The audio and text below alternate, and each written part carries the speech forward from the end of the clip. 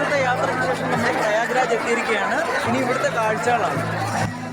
12 വർഷത്തിലൊരിക്കൽ മാത്രം നടക്കുന്നതാണ് ഗംഗയും യമുനയും സരസ്വതിയും സംഗമിക്കുന്ന പ്രയാഗ്രാജിലെ പൂർണ്ണ കുംഭമേള. അതിലും 12 പൂർണ്ണ കുംഭമേളയ്ക്ക് ശേഷമാണ് മഹാകുംഭമേള നടക്കുന്നത്. അതായത് 144 വർഷം കൂടുമ്പോൾ മാത്രം.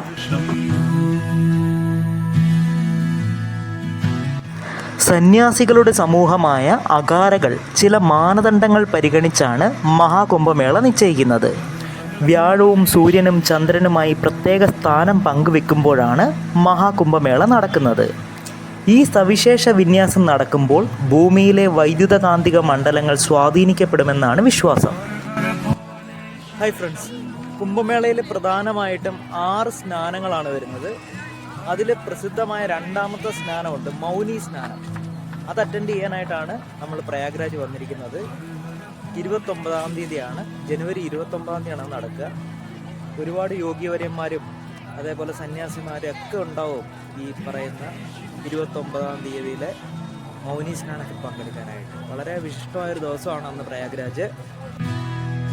ഈ വർഷത്തെ മഹാകുംഭമേളയുടെ പ്രത്യേകതയായി വിശ്വസിക്കുന്നത് നക്ഷത്രങ്ങളുടെയും ഗ്രഹങ്ങളുടെയും സ്ഥാനമാണ്. സൂര്യനും ചന്ദ്രനും ശനിക്കും വ്യാഴത്തിനുമൊപ്പം പുണ്യനക്ഷത്രം കൂടി നേർരേഖയായി എത്തുന്ന അപൂർവ നിമിഷമാണ് ഈ മഹാകുംഭമേളയെ സവിശേഷമാക്കുന്നത്.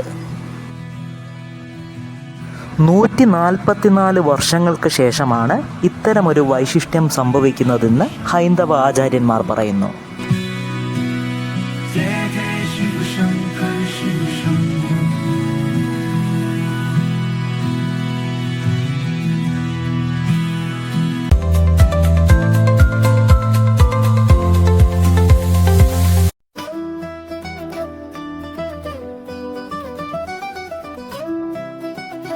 നമ്മൾ മൗനി സ്നാനത്തിനായിട്ട് ഇറങ്ങിയിരിക്കുകയാണ് രാവിലെ തന്നെ.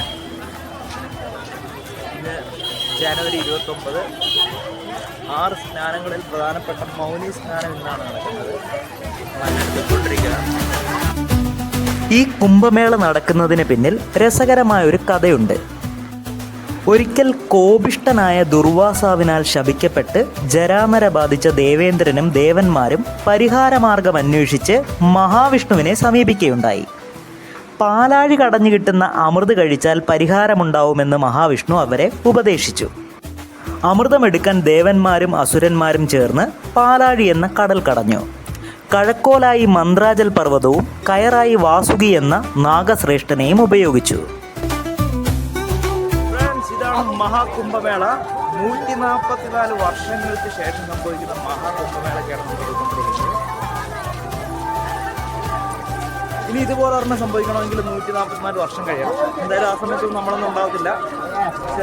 അങ്ങനെ വാസുകിയുടെ തലഭാഗം അസുരന്മാരും വാൽഭാഗം ദേവന്മാരും വലിച്ചു. വലിയുടെ ശക്തിയിൽ മന്ത്രാജൽ പർവ്വതം താണുപോയി. താഴ്ന്നു പോയ പർവ്വതത്തെ ഉയർത്താൻ വിഷ്ണു തൻ്റെ 2ാമത്തെ അവതാരമായ കൂർമ്മമായി അവതരിച്ചു എന്നാണ് വിശ്വാസം. അങ്ങനെ അവർ വീണ്ടും പാലാഴി മഥനം തുടർന്നു. അങ്ങനെ കുറേ നേരത്തെ പാലാഴി കടലിൽ വാസുകിക്ക് അസാരസ്യം വന്ന് കാളകൂടം എന്ന മാരക വിഷം ഛർദ്ദിച്ചു. വിനാശകരമായ ആ വിഷം പരമശിവൻ പാനം ചെയ്തു. വിഷം അകത്ത് പോകാതിരിക്കാൻ പാർവതി ശിവന്റെ കഴുത്തും വായും അടക്കിപ്പിടിച്ചു. വിഷം ശിവന്റെ കണ്ടത്തിൽ അടഞ്ഞുകൂടി നീലകണ്ഠനായി. ഈ ദിവസമാണ് ശിവരാത്രിയായി ആചരിക്കുന്നത്.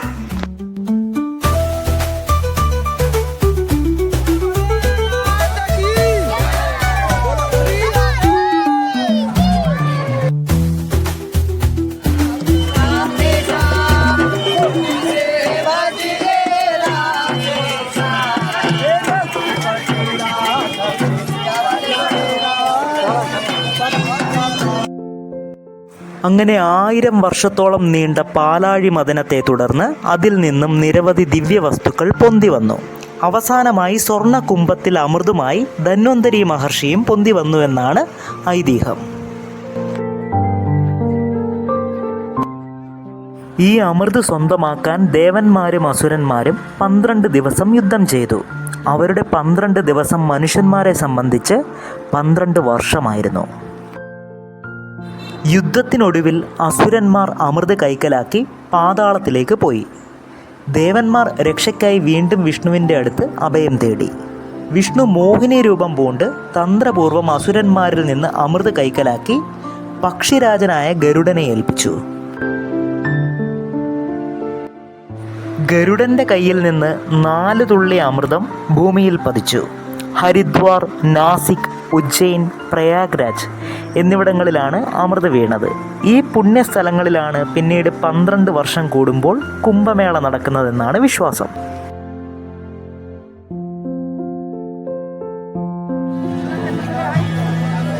നമ്മൾ സംഗം ദ്വാറിലെത്തിയിരിക്കുകയാണ്. സംഗം ദ്വാറിലാണ് ഗംഗയും യമുനയും സരസ്വതിയും സംഗമിക്കുന്നത്. കുംഭമെന്നാൽ ശരീരവും അമൃത് ആത്മാവുമാണ്. കുംഭമേളയിൽ പങ്കെടുത്ത് സ്നാനം ചെയ്താൽ മോക്ഷം കിട്ടുമെന്നാണ് വിശ്വാസം.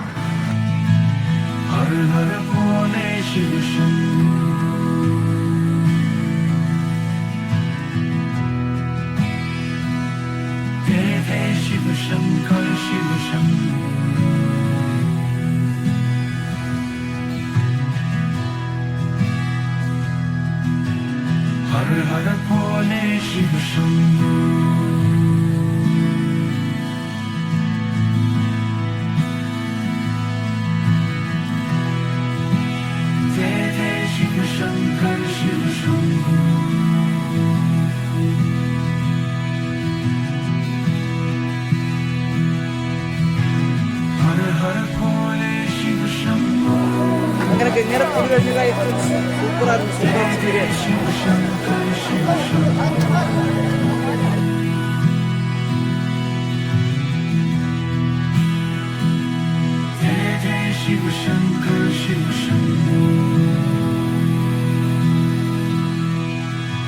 ഈ വർഷത്തെ കണക്കുകൾ പ്രകാരം 50 കോടിയിലധികം ആളുകൾ കുംഭമേളയിൽ പങ്കെടുത്ത് സ്നാനം ചെയ്യുമെന്നാണ് കരുതപ്പെടുന്നത്.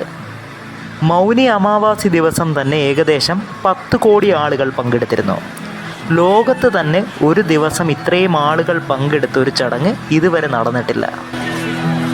കുംഭമേള തുടങ്ങിയത് ജനുവരി 10 പൗഷമാസത്തിലെ ഏകാദശിക്കാണ്.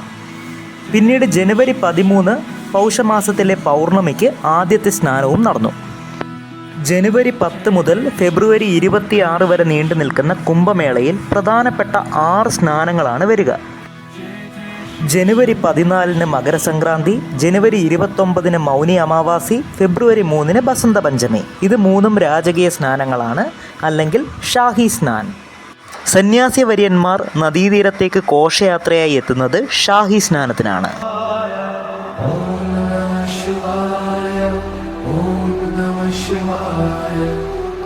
ഫെബ്രുവരി 4 അച്ഛല സപ്തമി, ഫെബ്രുവരി 12 മാഘി പൂർണിമ, ഫെബ്രുവരി 26 മഹാശിവരാത്രി. ഇത് 3 പിന്നീടുള്ള ഇമ്പോർട്ടൻ്റ് ആയിട്ടുള്ള സ്നാനങ്ങൾ. പ്രധാനപ്പെട്ട സ്നാനങ്ങൾ നടക്കുന്ന ദിവസം നല്ല തിരക്കായിരിക്കും പ്രയാഗ്രാജിൽ. അതല്ലാത്ത ദിവസങ്ങളിൽ തിരക്കൽപ്പം കുറവായിരിക്കും.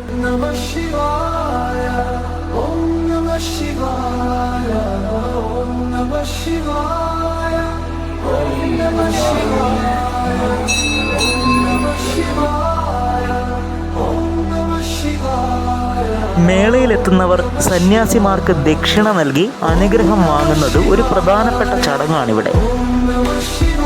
തിരക്കിനിടയിൽ കൂട്ടം തെറ്റാതിരിക്കാൻ പല ടെക്നിക്കുകളും ആൾക്കാർ ഉപയോഗിക്കും.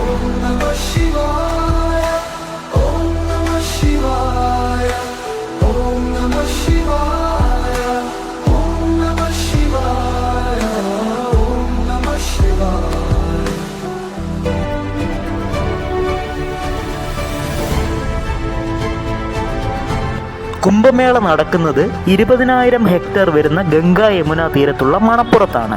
20ഓളം സെക്ടറായി തിരിച്ച് ഒരു ടെൻറ്റ് സിറ്റി ഇതിനു വേണ്ടി നിർമ്മിക്കുന്നു. യാത്രകൾ സുഗമമാക്കാൻ 20ഓളം പാണ്ടൂം ബ്രിഡ്ജുകളും നിർമ്മിച്ചിട്ടുണ്ട്. വലിയ ഇരുമ്പ് ഗോളങ്ങൾ കൊണ്ടുവന്ന് താൽക്കാലികമായി നിർമ്മിക്കുന്ന പാലങ്ങളാണ് പാണ്ടൂം ബ്രിഡ്ജ്.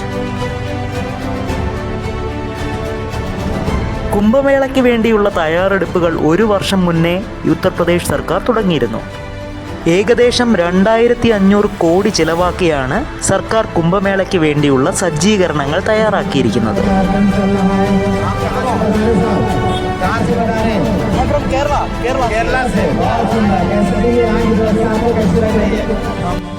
മേളയിലെ മറ്റൊരു കാഴ്ചയാണ് സൗജന്യ ഭക്ഷണ വിതരണം. വയറ് നിറച്ച് ഭക്ഷണവും കഴിക്കാം.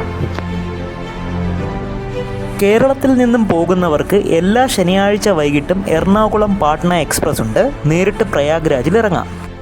അല്ലെങ്കിൽ കേരള എക്സ്പ്രസ്സിലോ മംഗള എക്സ്പ്രസ്സിലോ മധ്യപ്രദേശിലെ ഝാൻസി കണക്ട് ചെയ്ത് പോകുന്നത് ഉപകാരപ്രദമായിരിക്കും.